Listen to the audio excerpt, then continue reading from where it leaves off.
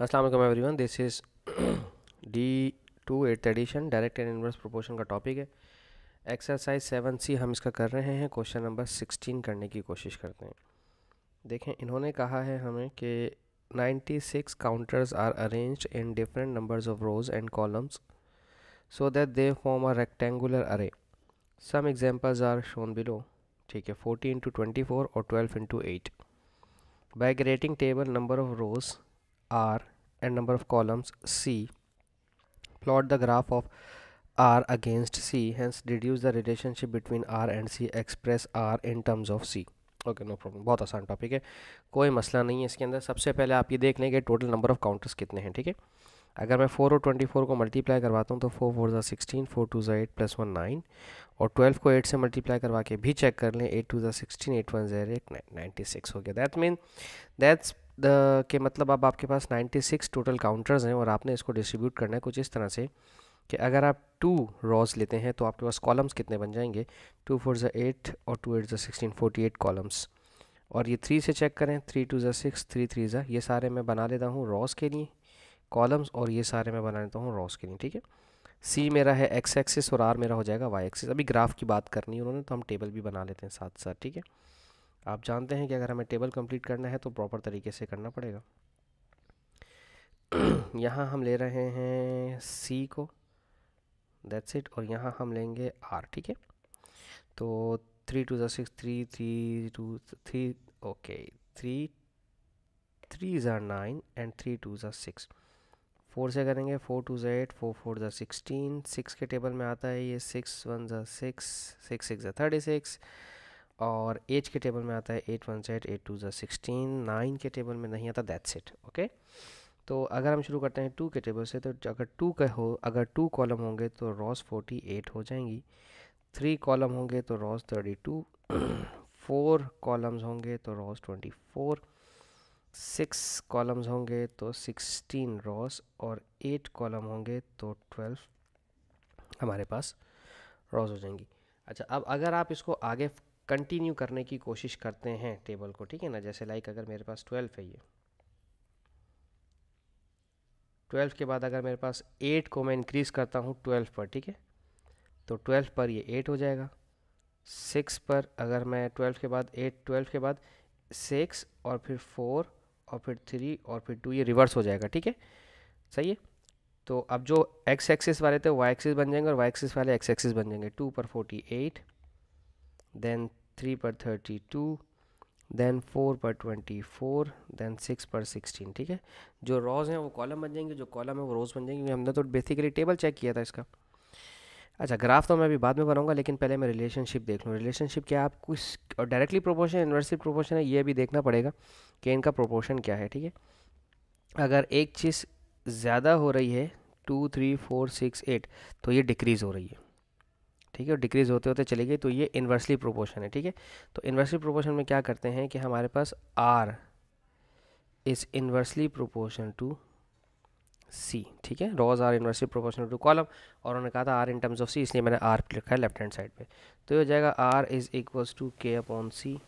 किसी भी एक कॉलम को उठा लें जो आपका दिल करे, 248 उठा लें, 332 उठा लें, 424 उठा लें, ये उठा लें, ये कॉन्सेप्ट ले लें, ये ले लें, ये ले लें, ये ले लें, ये ले लीजिए, ये लीजिए, 96 ही आएगा। ठीक है, तो के का आंसर आ जाएगा 96। ठीक है, क्योंकि अगर रॉ और कॉलम मल्टीप्लाई हो रहे हैं तो 96 आंसर आएगा, पहले भी हमने कराया भी। ठीक है, दोबारा लिखेंगे R is equals to 96 upon C. ये इन्होंने कहा था R in terms of C with a relationship, ये हमने लिख दिया। अब हम बात करते हैं इससे ग्राफ की। ठीक है, यहाँ तक आप इसका स्क्रीनशॉट ले लें, मैं इसको ग्राफ ले लेता हूँ, पेज चेंज करते हैं।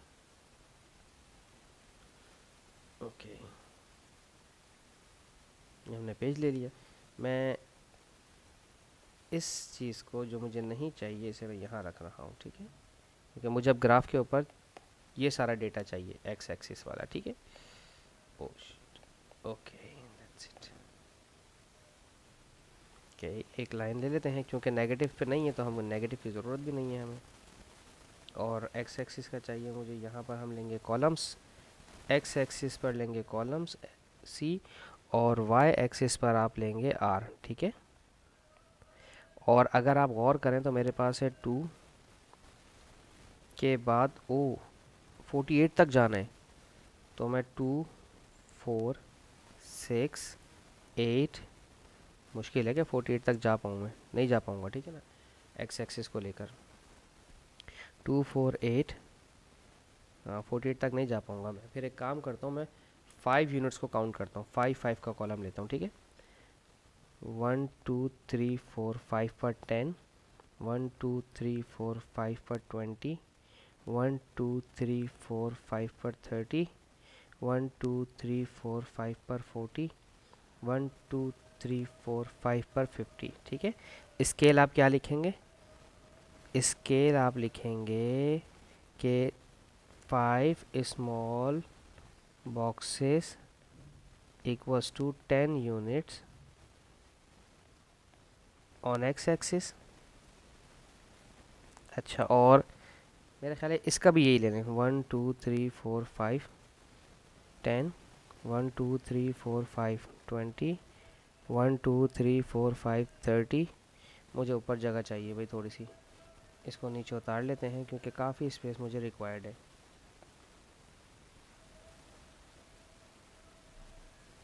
बाहर से आने वाली आवाज़ के लिए मैं माज़रत चाहूँगा। असल में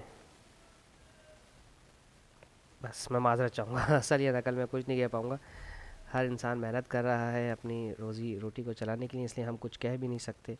अल्लाह सबको बरसर रोज़गार रखे। 1 2 3 4 5 ये आ जाएगा 40, 1 2 3 4 5 ये ऊपर 50 मेरा आ जाएगा, ठीक है। चलें, और अब स्केलिंग में वाई एक्सिस पे लिखना है आपने कि 5 स्मॉल ऑन बोथ एक्सिस कर दें, ठीक है ना। ये जो मैंने यहाँ पे ऑन एक्स एक्सिस लिखा आप लिख दें ऑन बोथ एक्सिस, ठीक है। ओके, पहला जो पॉइंट था मेरा वो था 248, एक्स का 2 वाई का 48, ठीक है। तो ये यहाँ कहीं पर आएगा, मैं इसको हटाऊँ यहाँ से, एक्स का 2 वाई का 48, तो 2 और 48 यहाँ पर होंगे क्योंकि ये 2 है मेरा, ये 4 है, ये 6 है, ये 8 है। नज़र आ रहा है आपको, नीचे नज़र आ रहा है, ये हमारे 2 बॉक्सेस हैं, ये 2 बॉक्सेस हैं, 2 4 6 8 और 10, ठीक है। तो इसी तरह से अगर 48 चाहिए तो 40 42 46 48 यहाँ पर आएगा, ठीक है। तो 3 42 44 46 48 यहाँ पर आएगा, ठीक है। मैं यहाँ मार्क कर देता हूँ, दिस इज। फिर 3 वाले को छोड़ देते हैं, 4 पे 24, ठीक है। 4 पे 24 आएगा यहाँ पर।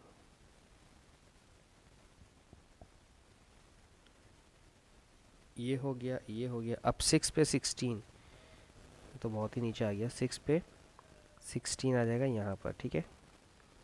देन 8 पे 12,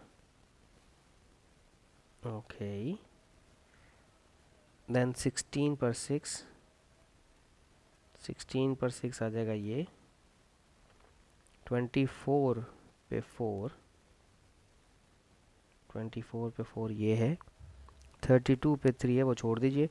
48 पे 2 है, 48 ये रहा और 2 ये रहा, ओके। ये डिनोट कर रहा है कि ये इन्वर्सली प्रोपोर्शन है कि यहाँ से कर्व आया, इन सारे पॉइंट्स को टच करता हुआ और इस तरह से आगे निकल गया, ठीक है जी। ये आपका टच हुआ। अब बेसिकली ये ना एसिम्प्टोटिक नोटेशन है। एसिम्प्टोटिक नोटेशन क्या होता है वो मैं आपको समझा दूं कि बेसिकली ये कर्व आपस में मीट कभी भी नहीं करेगा, ठीक है। ये लाइन और ये कर्व आपस में मीट नहीं करेगा क्योंकि किसी भी पॉइंट पर ज़ीरो नहीं होंगे ये दोनों। क्यों? क्योंकि हमारा आंसर एट एनी कॉस्ट, अगर डेसिमल भी करेंगे तो आंसर 96 आएगा, तो ज़ीरो तो हो ही नहीं सकता। ना एक्स एक्सिस ज़ीरो हो सकता है, ना वाई एक्सिस ज़ीरो हो सकता है, ठीक है। ये इस चीज़ को शो करता है कि नेवर मीट लाइन, नेवर, ये आपस में मीट ही नहीं कर सकते। एक्सिस और ये कर्व, ये वाला एक्सिस और ये कर्व। अगर मैं आपको इसकी वो दिखाऊं ना, तो वो मैं आपको इसका बता सकता हूँ। ये कर्व क्या बना है, इक्वेशन क्या बनी थी हमारी, r is equals to 96/c। ओके, कर्व है, कर्व नहीं बना पाएंगे हम। मेरे पास एक एप्लीकेशन है, मैं सोचा था उस पर आपको बनाकर दिखा देता हूँ, बट वो है नहीं इसमें। बहरहाल, और क्या पूछा था इसमें, hence deduce the relationship between, वो तो मैंने बता के दिखा दिया था आपको ऑलरेडी कि इसका जो रिलेशनशिप था वो ये था। पेज चेंज कर देते हैं हम। ओके, ये इस तरह से कर्व आपके पास बनेगा। थोड़ा सा फ्रीली हैंड भी बना सकते हैं आप, मैंने शायद बहुत ज़्यादा एक्यूरेट बना दिया शायद, इसलिए मुझे पेज ज़्यादा इस्तेमाल करना पड़ गया।